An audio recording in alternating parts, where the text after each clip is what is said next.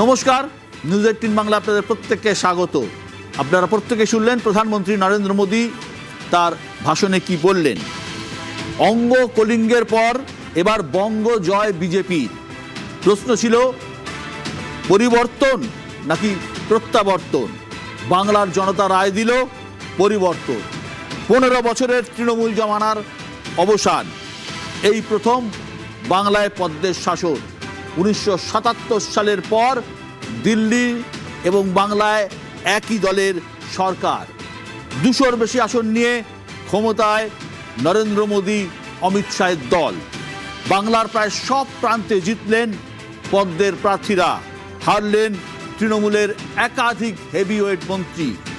কোন অঙ্কে বাংলায় বিজেপির এমন বিপুল সাফল্য? প্রকৃত ফ্যাক্টর কি?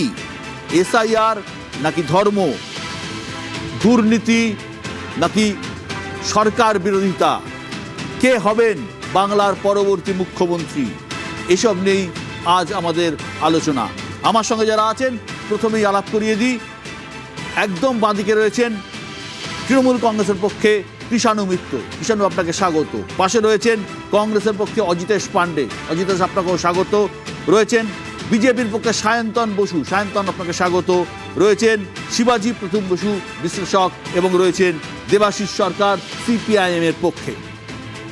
অনুষ্ঠান শুরুর আগে একটা কথা পরিষ্কার বলে নেওয়া ভালো, আমাদের যে এক্সিট পোল ছিল সেই এক্সিট পোল সম্পূর্ণভাবে মেলেনি এবং বাংলার জনতা সমস্ত এক্সিট পোলকে নস্যাৎ করে দিয়ে ঐতিহাসিক রায় দিয়েছে, যে রায় আমাদের কল্পনার বাইরে ছিল।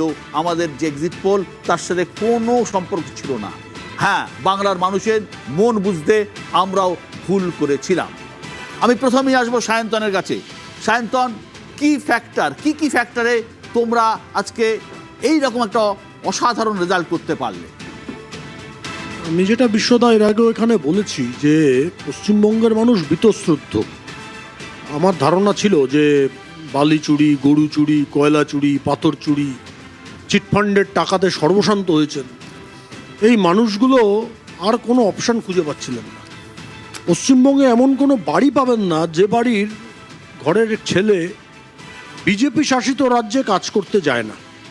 হয় গুজরাটে যাচ্ছে জন খাটতে, নয়তো হরিয়ানায় গুড়গাঁওতে কম্পিউটার ইঞ্জিনিয়ারের কাজ করছে, নয়তো মহারাষ্ট্রে যাচ্ছে অন্য কোনো কাজ করতে, কিংবা উত্তরপ্রদেশে যাচ্ছে রাজমিস্ত্রির কাজ করতে। এইটা প্রায় ঘরে ঘরে হয়ে গেছিল। তার জন্য এটা খুব তৃণমূল কংগ্রেসের বিরুদ্ধে যাচ্ছিল বলে আমার মনে হয়। এবং আর একটা খুব গুরুত্বপূর্ণ বিষয়, তৃণমূল কংগ্রেস এখানে যেভাবে বাংলাদেশি মুসলমানদের ডেকে ডুকে নিয়ে এসে আধার কার্ড বানিয়ে দিচ্ছিল, রেশন কার্ড করে দিচ্ছিল, ভোটার লিস্টের নাম তুলে দিচ্ছিল, বিভিন্ন জঙ্গি সংগঠনকে তাদের আশ্রয়স্থান তৈরি করছিল, খাগড়াগড়ের ঘটনা থেকে সাম্প্রতিককালের একাধিক ঘটনা তার প্রমাণ নিদর্শন, মুর্শিদাবাদ যেভাবে টেরোরিস্টদের হাবে পরিণত হয়েছিল, মোথাবাড়ির ঘটনা, এগুলো মানুষ ভালো চোখে নেননি। বিজেপি শাসিত রাজ্যে কি আছে, অন্তত এই টেরোরিস্ট বা বাংলাদেশি ও মুসলমান অনুপ্রবেশকারী এদের দৌরাত্ম্যটা নেই। গত 12 বছর কেন্দ্র সরকার বা বিভিন্ন যে বিজেপি শাসিত রাজ্য সরকার রয়েছে তার বিরুদ্ধে কোনো জোরালো দুর্নীতির প্রমাণ নেই। এমনকি যখন ডক্টর মনমোহন সিং দেশের প্রধানমন্ত্রী ছিলেন তখনও বিজেপি সরকারের কোনো মন্ত্রীকে চাল চুরির দায়ে জেলে যেতে হয়নি, কোনো বিজেপি সরকারের মন্ত্রীকে কয়লা চুরির দায়ে বা শিক্ষকের চাকরি বিক্রি করার জন্য জেলে যেতে হয়নি। এগুলো কিন্তু মানুষ বিজেপির এই অভিযোগগুলোকে মান্যতা দিয়েছেন, গ্রহণ করেছেন। এবং বিজেপি যে কিছু করতে চায়, দেশের প্রধানমন্ত্রী যে পশ্চিমবঙ্গের জন্য কিছু করতে চায়, এককালে দিল্লি, এককালে বম্বে এবং কলকাতার নাম একই সঙ্গে উচ্চারিত হতো, আজকাল মানে বহু বছর ধরেই হয় না। আবার যে আমরা তাদের ঋত গৌরব ফিরিয়ে আনতে চাই, অ্যাম্বাসেডার গাড়ি তৈরির কারখানা হিন্দ মোটর বন্ধ হয়ে গেল, আবার ব্রিটানিয়া বিস্কুটের কারখানাও বন্ধ হয়ে গেল, ডানলপের কারখানাও বন্ধ হয়ে গেল। এই যে একের পর এক কারখানা বন্ধ, শুধু তৃণমূলের আমলে না, বামেদের আমল থেকে শুরু হয়েছে। এই কালচারটা পশ্চিমবঙ্গের মানুষ চেয়েছেন, এবার এটার পরিবর্তন হোক। সেই কারণেই পুরো এটা আমার মনে হচ্ছিল, আগেও বলেছে, এবং অভিনুমানটা বেশি পরিমাণে সঠিক হয়েছে। কৃষাণু, বিজেপি এমন জেলায় এমন অনেক আসনে জিতেছে যেখানে তাদের কোনো সংগঠন নেই এবং মানুষ ভোট দিয়েছেন। এর কারণ কতটা বিজেপিকে চাওয়া আর কতটা তৃণমূলের বিরুদ্ধে ক্ষোভ, তোমাদের বিরুদ্ধে ক্ষোভ? দেখো বিশ্বদা, প্রথম কথা হচ্ছে এরকম একটা অপ্রত্যাশিত ফলের তো কোনো একটা কারণ হতে পারে না। এটা আমার মনে হয় মাল্টিপল কারণ আছে, এবং একাধিক কারণ বিজেপির পক্ষে ক্লিক করেছে এবং একাধিক কারণ আমাদের জন্য সেটা ক্লিক করেনি। এবং যেরকম আছে success has many fathers, failure has none. তো এখন জয়ী পক্ষ যা যা বলবে সেটাকেই শুনতে হবে, আর এটাই পরম্পরা। হ্যাঁ, অন্তত কিছুটা দিন তো হানিমুন পিরিয়ড থাকে যে কোনো সরকার বা যে কোনো নতুন দলের। তো সেই ক্ষেত্রে তারা যা বলবে, কিন্তু ডেলিভারি দেখবো। আমি একটু আগে শুনলাম যে নাকি অনুপ্রবেশ এবং মুসলমান বাংলাদেশি মুসলমান আনা। এইবার তৃতীয়বার আসামে বিজেপি সরকার হচ্ছে, এইবার ওখানে যে ক্যাম্পেইন ছিল বিজেপি, সেখানেও অনুপ্রবেশ বন্ধ করব এটাও ছিল।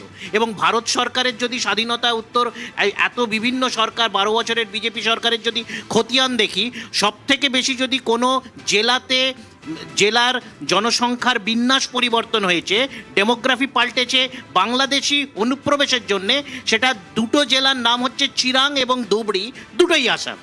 তো সেখানে বিজেপির 12 বছর কেন্দ্র সরকার এবং থার্ড টার্মে এই 10 বছর ধরে সেখানে রাজ্য তো বিজেপি সরকার কি করেছে আমি জানি না।